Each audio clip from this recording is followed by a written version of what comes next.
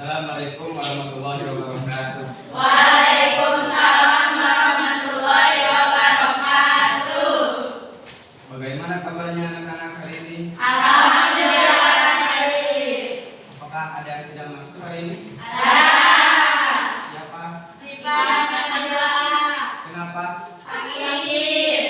Bapak minta kepada ketua kelas sebelum kita belajar untuk memimpin berdoa terlebih dahulu.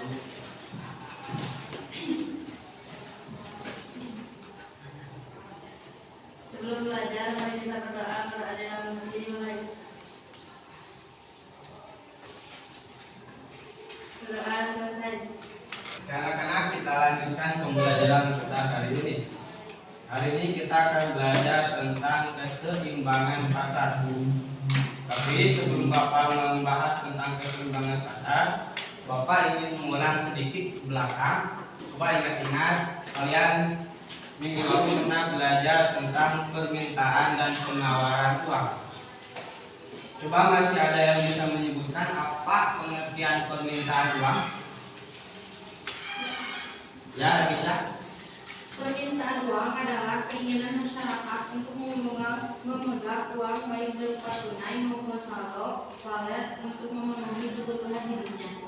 Ya, baik, jawaban yang bagus, boleh kasih tepuk tangan. Oke, kita masuk sekarang pada pembelajaran kita hari ini, yaitu tentang keseimbangan pasar.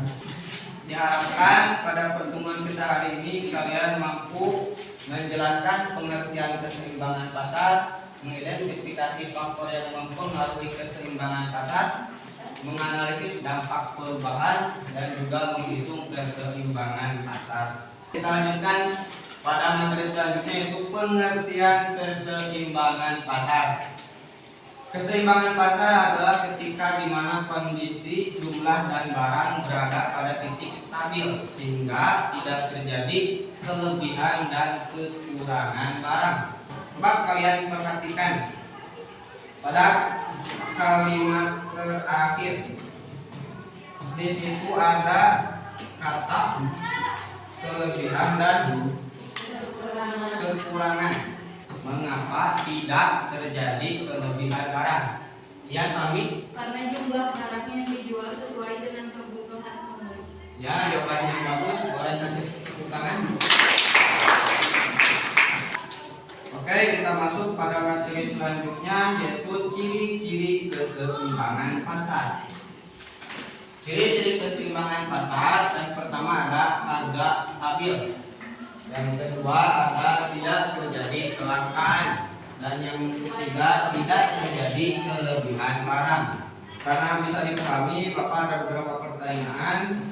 Yang pertama, apakah harga sering berubah pada kondisi seimbang? Ya, Sami? Tidak harus stabil. Jawabannya harga stabil. Kita masuk pada materi selanjutnya, yaitu faktor yang mempengaruhi keseimbangan pasar. Di mana yang pertama ada biaya produksi, yang kedua teknologi, yang ketiga pajak dan subsidi, yang keempat selera masyarakat, dan yang kelima jumlah pelaku pasar. Ini Bapak ada beberapa pertanyaan yang mungkin bisa kalian jawab. Yang pertama, kalau biaya produksi naik, apa yang terjadi pada harga? Ya, Raisa? Harga akan naik. Ya, jawaban yang sangat bagus. Dan kalau teknologi meningkat, bagaimana jumlah barang? Ya, Siti. Jumlah barang bertambah. Jumlah barang bertambah. Oke, jawabannya sangat bagus.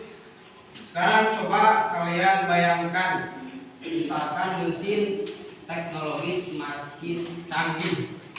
Coba kalian bayangkan, lebih dahulu Bapak beri waktu 5 menit untuk berpikir. Ya, sudah 5 menit. Sekarang lanjutkan.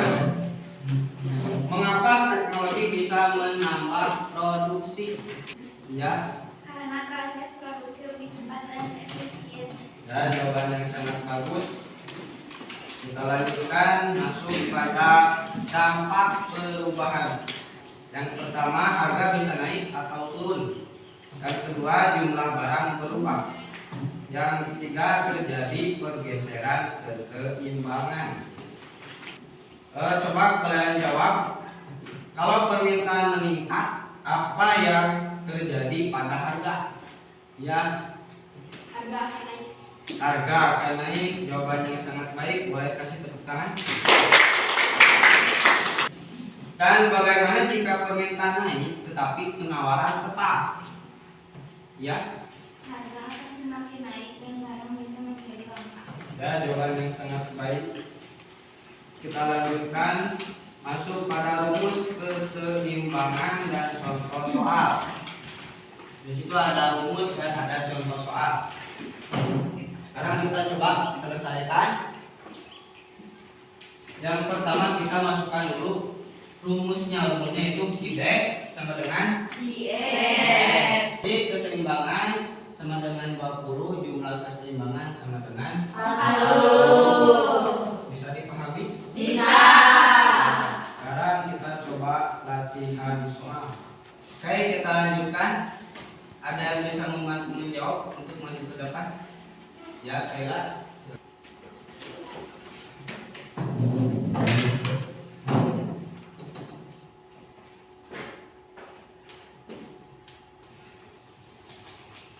Sekarang kita samakan, coba jawabannya benar atau salah. Karena jawabannya sama, berarti jawabannya benar. Boleh kasih tepuk tangan. Ya, karena pembelajaran kita cukupkan sampai di sini. Mungkin kalian bisa memahami dari awal sampai akhir kita pembelajaran. Dan sebelum Bapak tutup, Bapak mau merefleksi sebelum penutupan. Yang pertama, mungkin ada yang bisa membantu menjawab apa yang kita pelajari hari ini. Ya, Maya. Menjelaskan tentang pengertian keseimbangan pasar, mengidentifikasi faktor yang